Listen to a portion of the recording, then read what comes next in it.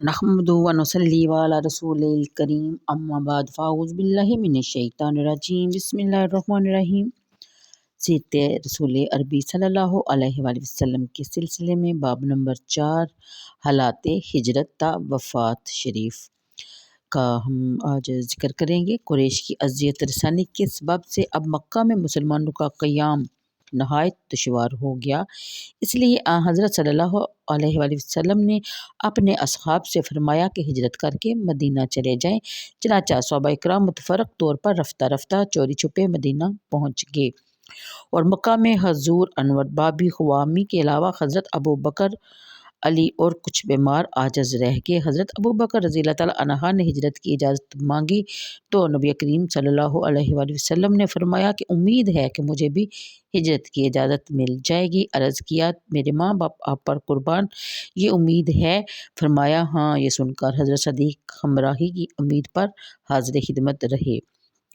कुरैश ने जब देखा कि हज़रत सल्लल्लाहु अलैहि वसल्लम के मददगार मक्का से बाहर मदीना में भी हो गए हैं और मुहाजिरीन मक्का को इंसार ने अपनी हिमायत में ले लिया है तो वो डर गए कि कहीं ऐसा ना हो कि आप भी वहाँ चले जाएं और अपने मददगारों के साथ मिलकर हम पर हमला आवर हों।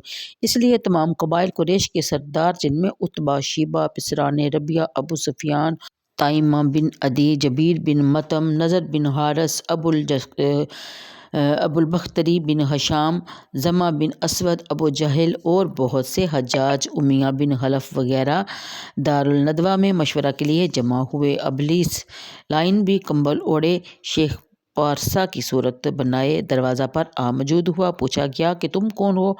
बोला कि मैं नजदियों में से एक शेख हूँ। मैंने सुन लिया है जिस अमर के लिए तुम लोग यहाँ जमा हुए हो, इसलिए मैं भी हाज़िर हुआ हूँ ताकि सुनूं कि तुम क्या कहते हो और मुझे तुमसे अपनी राय और नसीहत भी देने से दरेग ना होगा। वो बोले, बहुत अच्छा। आइए। जब हज़रत सल्लल्लाहु अलैहि वसल्लम का मामला पेश हुआ तो एक बोला, इसके हाथ पाँव में लोहे की बेड़ियां डाल दी जाएं और एक कोठरी में बंद कर दिया जाए और खाने पीने को कुछ न दिया जाए, खुद ही हलाक हो जाएगा।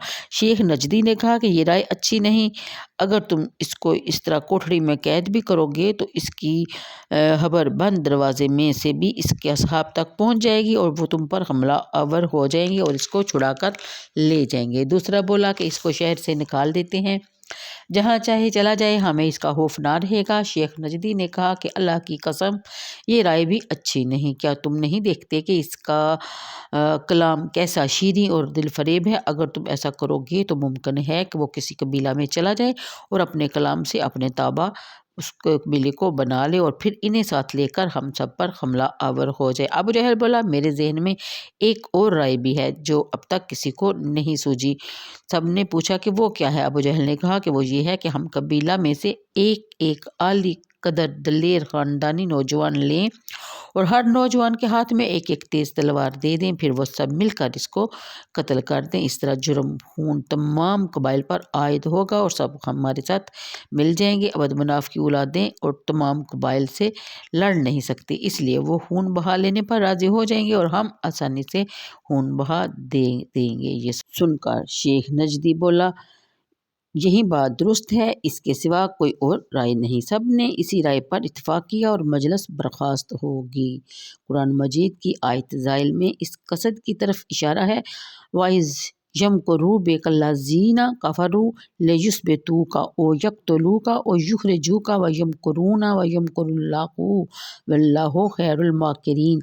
ए महबूब, याद करो जब काफिर तुम्हारे साथ मकर करते थे कि तुम्हें बंद कर लें या शहीद कर दें या निकाल दें। वो अपना मकर करते थे और अल्लाह अपनी खुफिया तदबीर फरमाता था और अल्लाह की खुफिया तदबीर सबसे बेहतर है। हिजरत कुछ यूँ पेश किया जा रहा है कि जब कुरैश कतर पर इत्तफाक करके अपने अपने घरों को चले गए तो हज़रत जिब्राईल अलैहिस्सलाम अल्लाह ताला की तरफ से हज़रत सल्लल्लाहु अलैहि वसल्लम की खिदमत अक़दस में हाज़िर हुए और कुरैश के इरादा की आपको इतला दी और अर्ज़ किया कि आज रात आप अपने बिस्तर पर मत सोएं। एन दोपहर के वक़्त हज़ूर सल्लल्लाहु अलैहि वसल्लम हज़रत अबू बकर के घर तशरीफ़ ले गए। दरवाज़े पर दस्तक दी, इजाज़त के बाद अंदर दाखिल हुए और हज़रत अबू बकर रज़ियल्लाहु ताला अन्हु عنہا سے فرمایا کہ جو تمہارے پاس ہیں ان کو نکال دو۔ حضرت صدیق نے عرض کیا یا رسول اللہ میرا باپ آپ پر قربان، آپ کے اہل کے سوا کوئی اور نہیں۔ آپ نے فرمایا کہ مجھے ہجرت کی اجازت مل گئی ہے۔ حضرت صدیق نے عرض کیا یا رسول اللہ میرا باپ آپ پر قربان، میں آپ کی ہمراہی چاہتا ہوں۔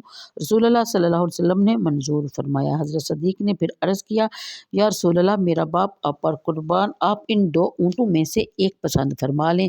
رسول کریم صلی اللہ علیہ وآلہ وسلم نے فرمایا کہ میں قیمت سے لوں گا، چنانچہ ایسا ہی ہوا۔ حضرت عائشہ صدیقہ رضی اللہ تعالیٰ عنہا جو شادی کے بعد اس وقت تک اپنے والد بزرگوار کے گھر میں ہی تھی، بیان فرماتی ہیں کہ ہم نے سفر کی ضروریات کو جلد تیار کیا اور دونوں کے لیے کچھ کھانا تو شادان میں رکھ دیا۔ حضرت اسمہ بنت ابی بکر رضی اللہ تعالیٰ عنہا اپنے نطاق یعنی کہ پٹکے کے 2 ٹکڑے کر کے ایک سے توشادان کا منہ اور دوسرے سے مشکیزہ کا منہ باندھا، جس کی وجہ سے ان کی ذات کو ذات الانتاقین کہا جاتا ہے۔ تو آج کے لیے اتنا ہی، مجھے دیجیے اجازت، دعاؤں میں یاد رکھیے گا۔ انشاءاللہ اگلے پارٹ کے ساتھ پھر آپ کی خدمت میں حاضر ہوں گی۔ اللہ حافظ۔